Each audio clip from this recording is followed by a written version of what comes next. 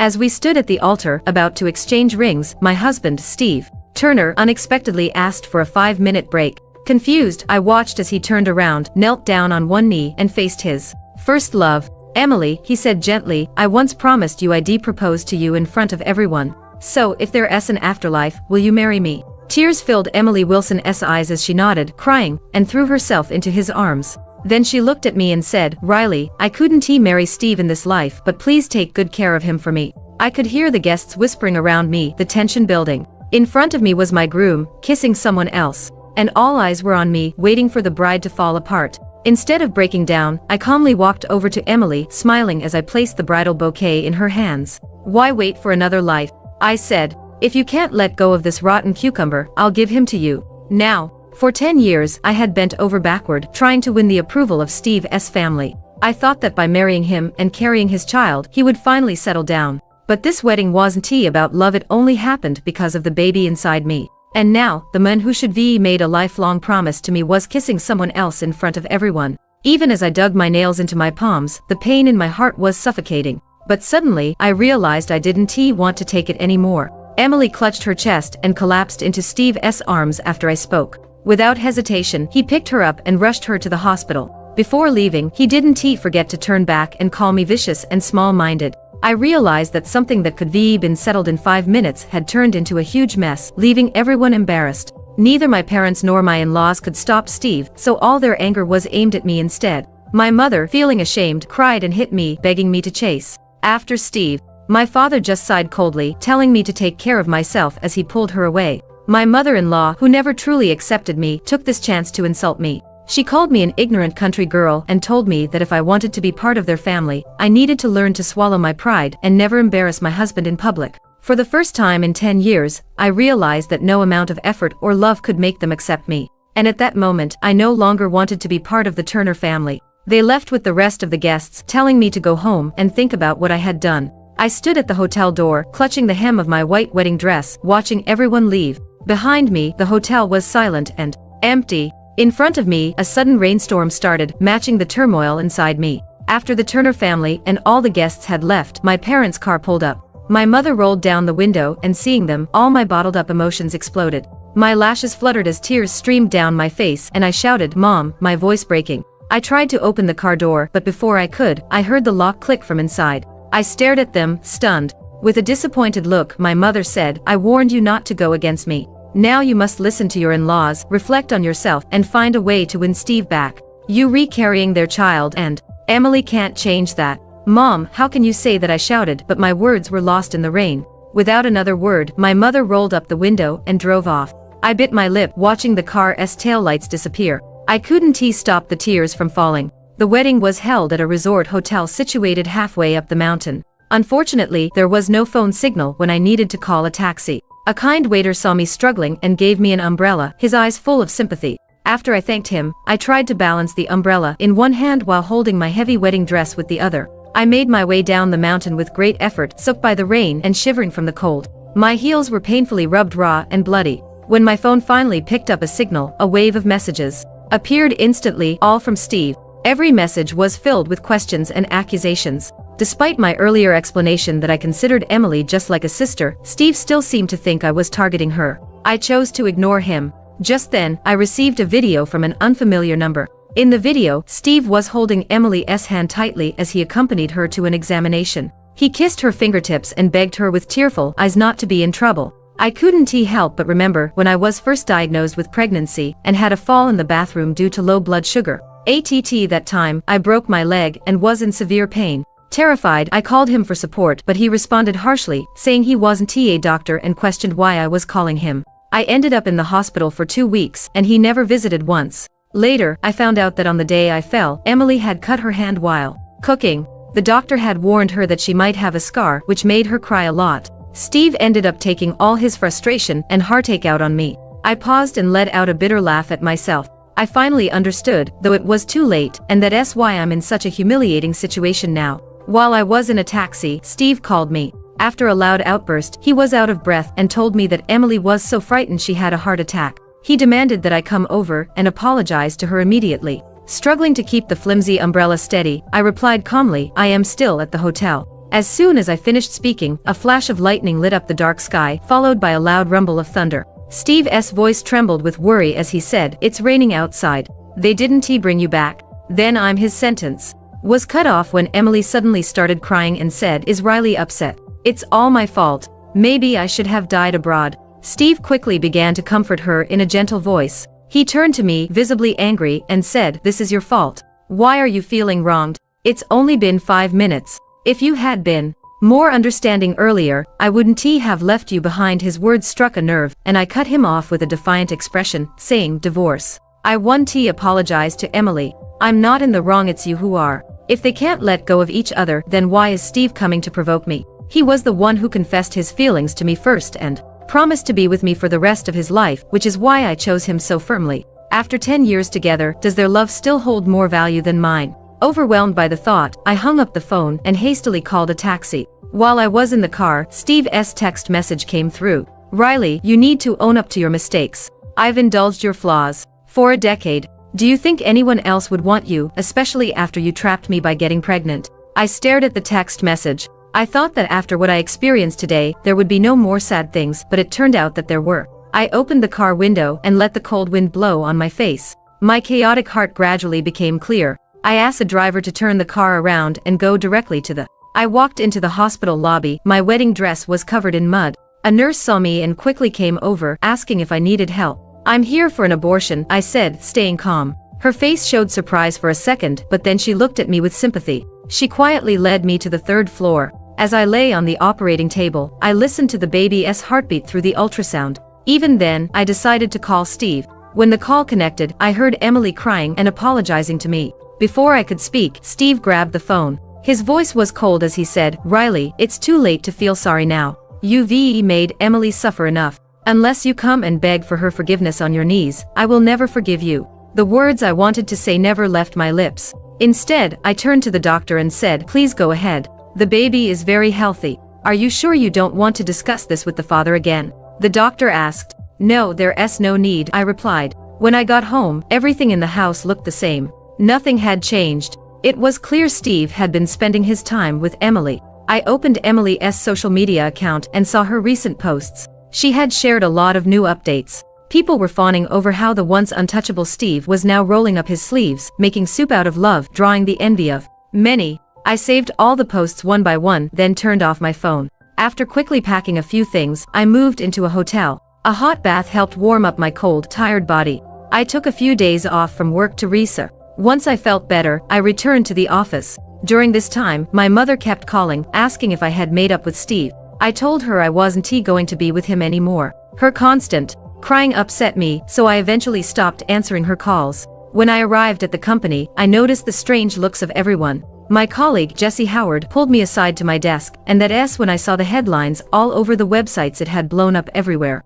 She grabbed my hand with a mix of surprise and envy. "I can't believe I've been sitting next to a rich woman this whole time. I always thought Emily was the real lady of the Turner family, but it turns out it's you, Riley." I gave an awkward smile and skimmed through the post. Someone with bad intentions had taken photos of the wedding and shared them online. The headlines were full of drama, calling it a bloody scandal of a wealthy family spoiling a mistress and ruining the wife. Steve's strange behavior at the wedding had caused a huge stir, even dragging the Turner family into the mess. In the past, I would rush to help Steve clean up the scandal. But now, with the divorce in my mind, I couldn't be bothered to care. It was time to leave work. For the first time, Steve was waiting for me outside the office. I tried to turn away and avoid him, but he caught up with me in just a few steps, pushing me into the car. "Are you still mad? Don't you get what's more important, a wedding or someone's life?" he said harshly. "You're not young anymore, yet you're talking about divorce and running away. Isn't that childish?" Then he changed his tone.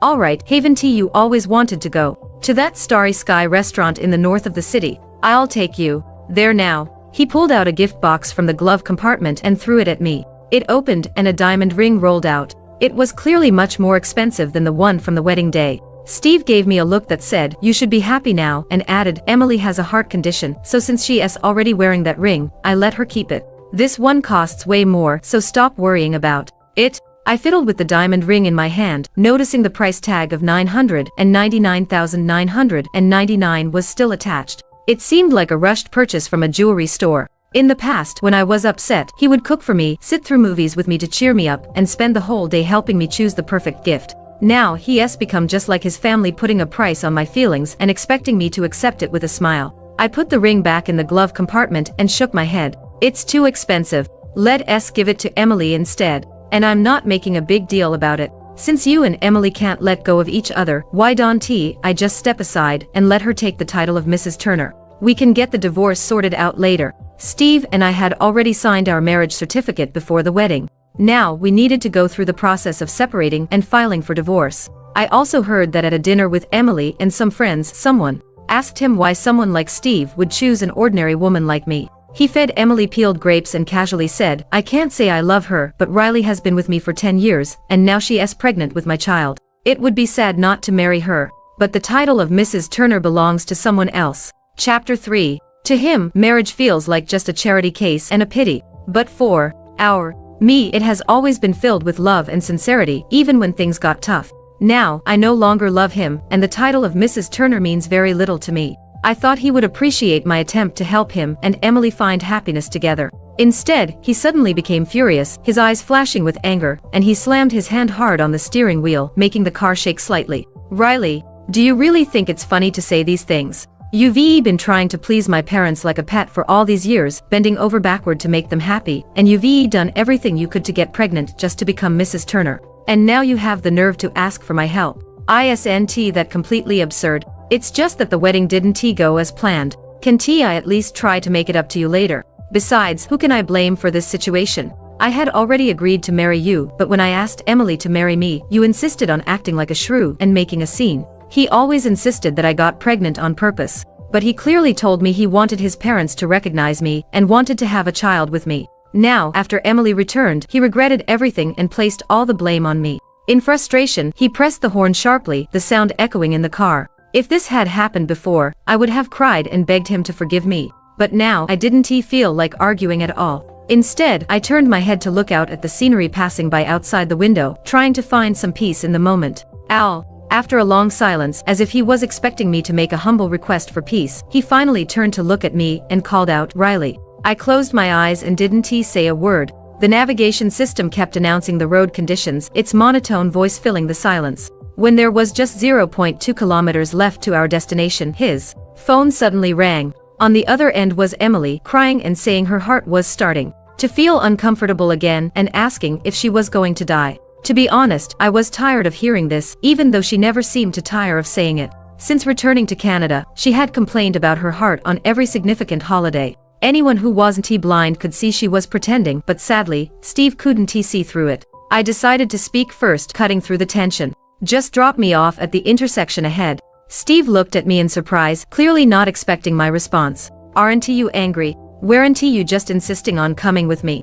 I simply shook my head. I used to dislike him being alone with Emily, so I suggested that I go with him to take care of her. At that time, he had jumped up and down, scolding me for being petty and dirty-minded, telling me that both Emily and I should learn to be simple and kind. He pursed his lips, his phone still vibrating in his hand. The car quickly approached the intersection. I grabbed my bag and prepared to get out, but he suddenly grabbed my wrist, looking at me with a mix of emotions in his eyes. "I'll go and check on her," he said softly. "I'll come back later to take you to dinner. Don't worry, the position of Mrs. Turner will definitely be yours. Just don't be angry." "Okay, I'm not angry," I replied, trying to sound casual as I attempted to push his hand away gently. I wanted to believe his words, but it all felt so hollow. But he held my wrist tighter. "Riley, why are you so different from before? Why don't you? Not jealous anymore, right? What is there to be jealous about? The girl thinks of you as her brother. Isn't it normal for her to come to you first when she needs something? Now go on," I replied, forcing a smile as I broke free from his grip and got out of the car. I then took a taxi back to the hotel, enjoyed the buffet, and quickly fell asleep on the bed, feeling exhausted. In that half-asleep state, Steve called me. He explained that Emily couldn't be left alone right now, and that he wouldn't be able to take me to dinner, asking me not to wait for him. "I've already eaten," I replied casually. He fell silent for a moment, then gritted his teeth and asked, "Do you really have to do this?" I simply said, and hung up the phone, drifting back into a deep sleep. It wasn't until the next day that I saw the text message he sent, warning me not to play with fire or risk getting burned. "You might also like." When I returned to work at the company, I immediately understood what he meant by his earlier words. All the projects I had been handling were now transferred to Emily's name. She had become our new team leader, always wearing a bright smile and asking me to take care of various tasks and chores. Steve would come to take her to lunch every day. Whenever he saw me, his eyes were icy cold, as if I were a stranger. The scandal surrounding the Turner family on the internet was escalating, gaining more attention by the day. He then asked me to accompany him to a press conference being held by the Turner family on Monday. At the press conference, I was supposed to help clarify that Emily was not a mistress at all. Instead, he wanted me to say that I had taken advantage of her time abroad to interfere in her relationship with him and had forced him to marry her because of pregnancy. He presented it so nicely, saying I would still be the envied Mrs. Turner, but I would just have to endure a little bad reputation. This way, the turmoil within the Turner family would settle and Emily wouldn't be affected.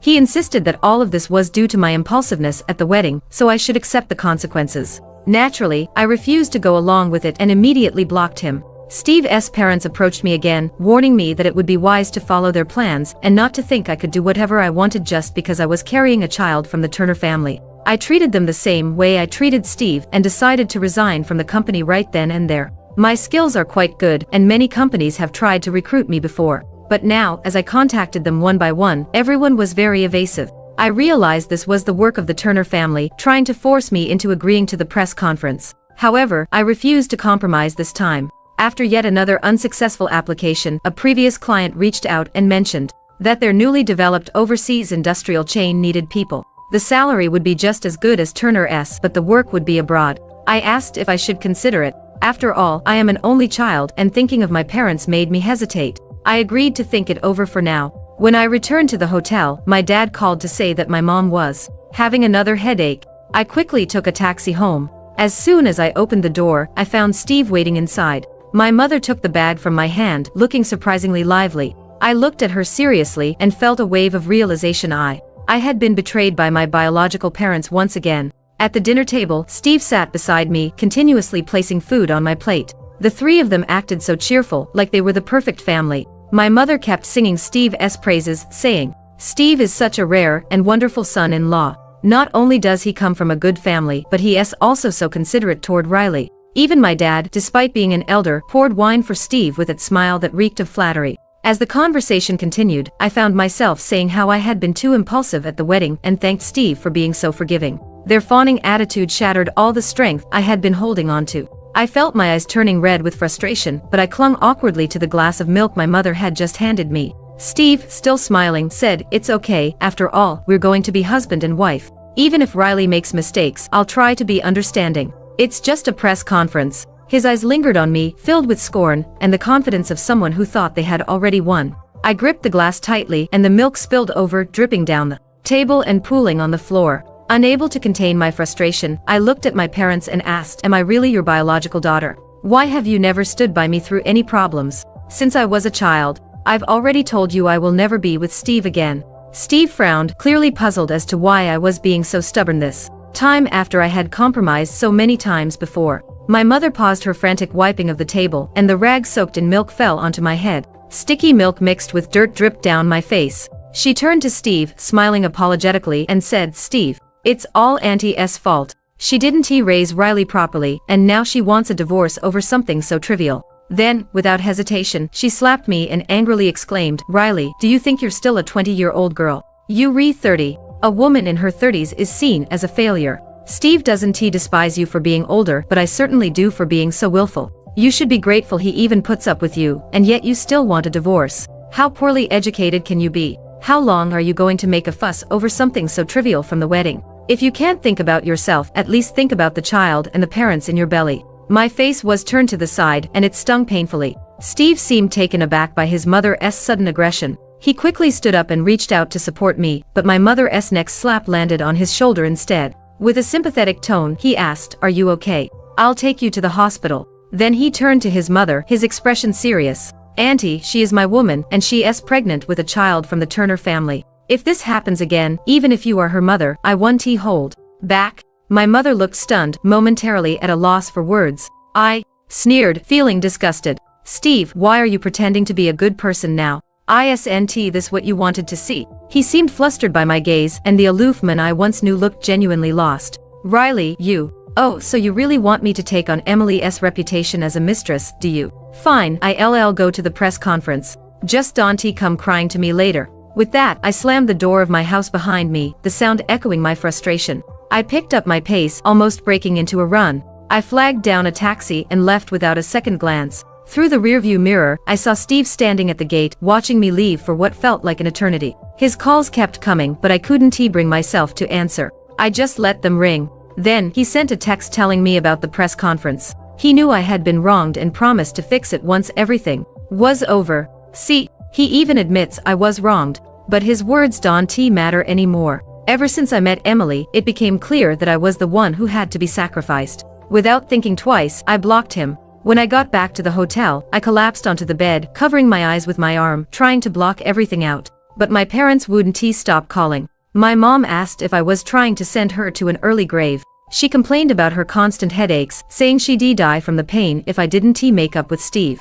Then came the guilt trip, how they raised me with so much love, and yet here I was, ungrateful. Their attitudes changed the moment they found out about Steve's family. I still don't understand why children are born loving their parents, but some parents don't love their children back. I replied to my mom, "Your body is your own. If you really want to hurt yourself, I won't stop you." Then I stopped replying to her messages. Afterward, I called my client and told them I was ready to work abroad. The press conference was set for Wednesday, the same day as Turner's new product launch. Business is business, and even during times like these, companies never miss a chance to make the most of the attention. I arrived at the venue wearing a black trench coat. Reporters from all the major media outlets Turner had invited were already crowding the entrance. Steve and Emily stood not far away. As I struggled to move through the crowd, Steve rushed over and pulled me into his arms. I tried to push him away, but he held me tighter.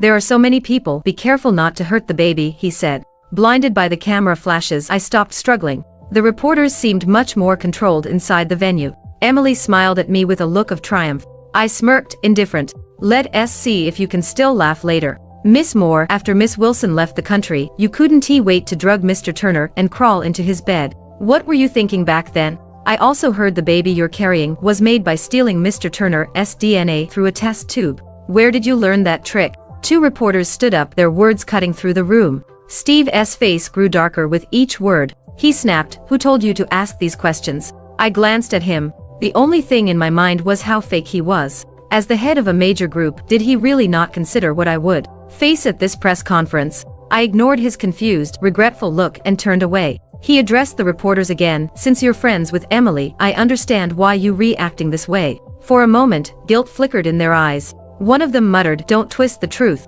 Steve had set this up and now, he was playing the hero. Typical. I curled my lips again, knowing there was more to come. In response to my steady gaze, they bit their lips and fell silent. After all, if I wanted to expose them, their identities couldn't be hidden, especially with so many cameras around today. Seeing Steve by my side, Emily wobbled slightly. Steve immediately rushed to her, wrapping his arms around her. "Are you okay? Is your heart acting up again?" Once he left, I stood alone on the stage. Noticing my stare, he hesitated but tried to pull away from Emily. She clung to his arm, saying, "Brother Steve, my chest feels tight." Steve looked conflicted but stayed with her. I calmly turned away. The questions that followed were just as unpleasant. Words like mistress, homewrecker, and gold digger kept coming up. Once everyone had finished, I stood up, grabbed the microphone, and smiled as I opened my bag. With a swift motion, I pulled out hundreds of photos and waved them. In the air, I spoke slowly and clearly, "Who's the real mistress here? I believe you all can judge for yourselves."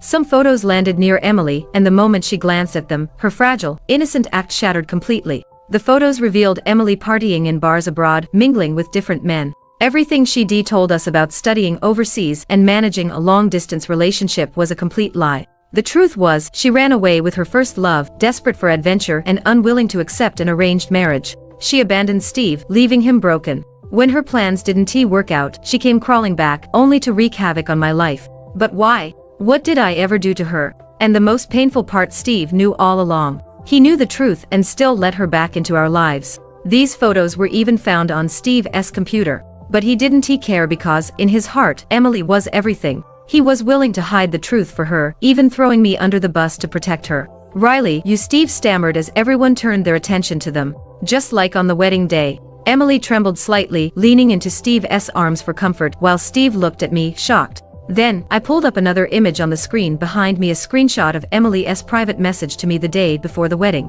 In the message, she asked if I thought Steve would choose her or me. At the time, I didn't understand what she meant. Until Steve left me without hesitation, everything started to make sense. I scrolled down and showed everyone the photos I had saved of him and Emily together, taken every time he visited her. They were from every angle full of affection and too intimate to be innocent. I walked over and threw a heart exam report at Emily. "Even your heart condition is fake. Emily, your acting is impressive." She immediately started crying, her lips trembling as she shook her head. "Riley, I don't know what you talking about. I know you don't like me, but how can you make up such lies to frame me? Such a drama queen." I didn't waste any more words. "Whether it's true or not, someone will find out," I said calmly. "After all, the reporters here aren't easy to fool." Emily's body weakened and she fell towards Steve for support. But surprisingly, Steve didn't catch her this time. Instead, he rushed toward me. He had cheated, lied, and covered for a mistress, and now everyone saw through it.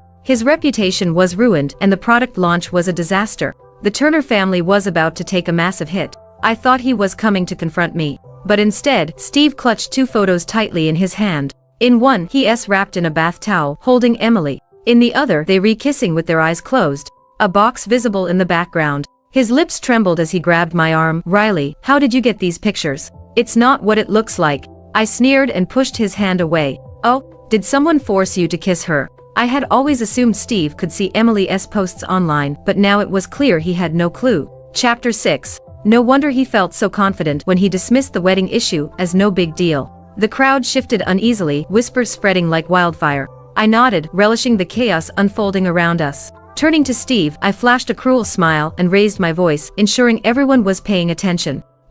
As for me, I began, letting the words linger, knowing they were all the edge of their seats for what would come next. This was no longer just about their lies, it was about revealing their true selves to everyone. With a decisive move, I switched the display on the big screen to show a medical report. "I've had a miscarriage. As of today, Mr. Turner and I are no longer husband and wife." Steve stood frozen, his eyes glued to the report, shock etched on his face as he struggled to process the revelation. The reporters, who already had the photos I tossed earlier, now rushed to take pictures of the miscarriage diagnosis on the screen. In an instant, the focus of the interviews shifted entirely to Steve and Emily. While they were distracted, I slipped through the crowd and made a graceful exit. As I walked out the door, I could still hear Emily's helpless sobs. Steve was surrounded by reporters, unable to break free, but I heard him calling my name in desperation. He yelled, asking why I aborted the child and why I did this to him. I reached my car, ready to leave. At that moment, Steve's parents arrived, furious. They demanded to know what I had done.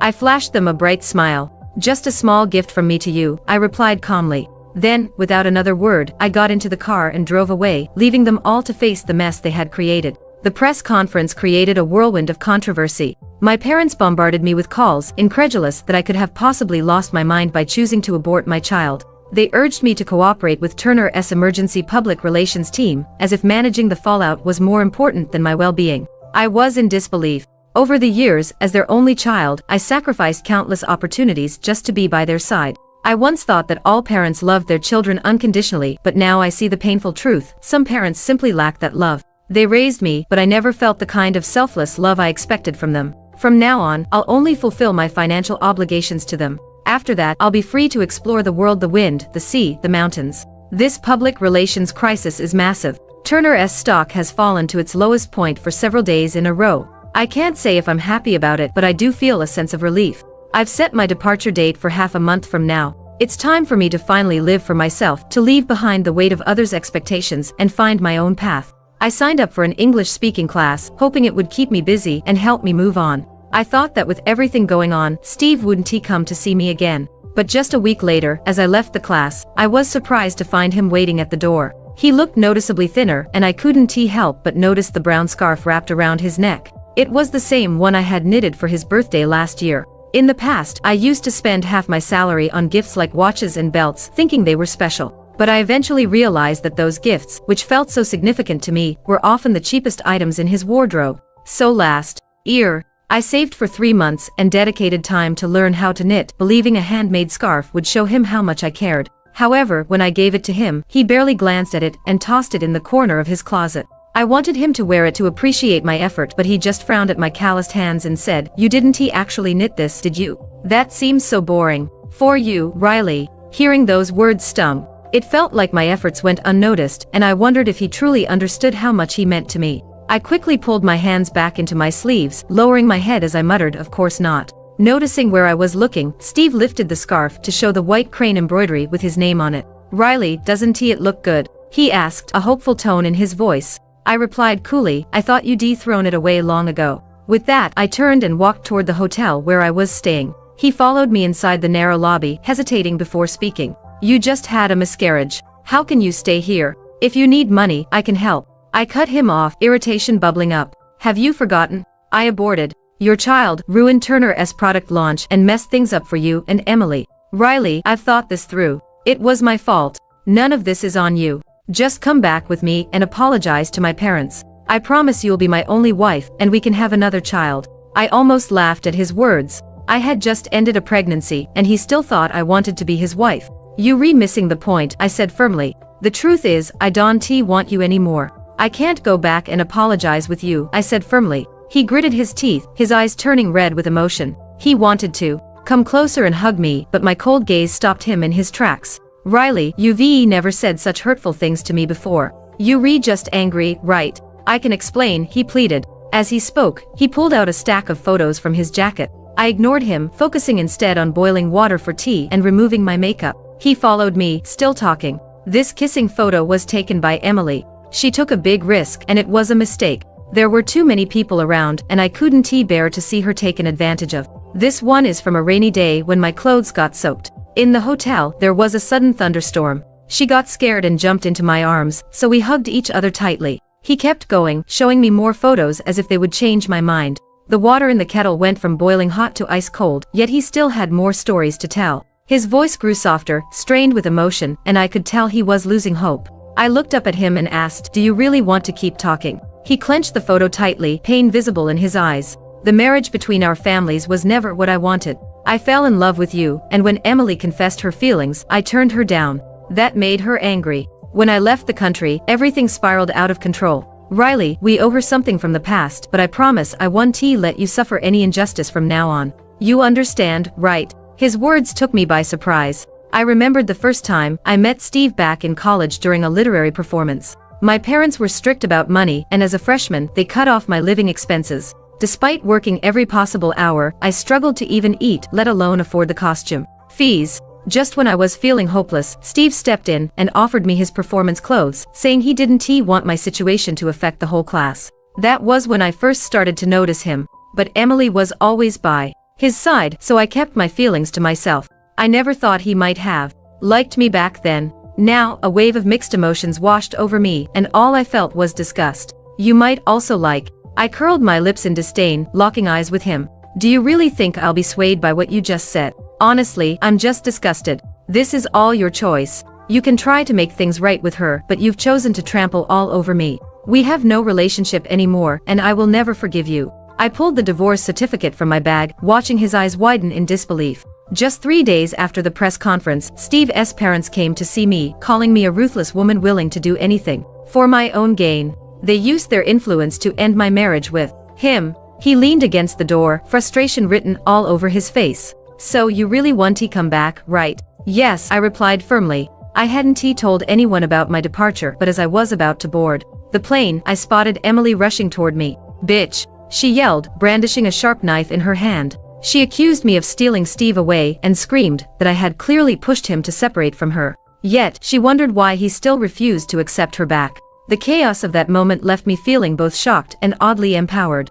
I couldn't dodge her. Just as the moment came, I felt a familiar embrace around me. The sharp knife sank into Steve's lower abdomen, and blood quickly soaked through his white shirt, turning it crimson. Emily was quickly restrained by airport security, and someone in the crowd called the police. I watched in horror as Steve collapsed in front of me, yet strangely, I felt a sense of peace wash over me. The boarding announcement blared, and I held my ticket tightly, but my other wrist was held in a firm grip. His face was pale as he pleaded, "Riley, I know I was wrong. Please don't leave me." The pressure he put on the wound made the blood flow faster. Despite the fact that my feelings for him had faded, I didn't want him to die. I quickly removed the scarf I had knitted for him, pressing it against his wound to stop the bleeding, and calmly called for help. "Stay with me, Steve. I'm really frustrated with you right now. I pried his fingers off my wrist one by one. After handing him over to the airport staff for care, I walked away without looking back. Even during my second year abroad, I still sent money to my parents every month, trying to find a balance between my new life and the past I left behind. My parents no longer scolded me for being heartless, nor did they pressure me to come home for the holidays. Instead, they often asked with hope in their voices if I would return for the new year. Meanwhile, the Turner family faced ruin. Rumors circulated that Emily's pregnancy had triggered the downfall. After Steve's violent outburst, she lost the baby and could no longer become a mother. Not only did she leak Turner's scandals online, but she also sold their core secrets to rival companies. In a tragic turn of events, both Emily and Steve jumped from the Turner building in a moment of madness, ending their lives. I found myself at the stunning Iguazu Falls with my colleagues, listening to my current boss chat about the past and the people involved. Yet, I felt nothing in my heart. As the new year approached, I replied to my parents, no reply. My colleagues urged me to take photos, and in front of the camera, I managed to show a bright smile I hadn't felt in a long time. I realized then that my new life had truly begun, free from the shadows of my past.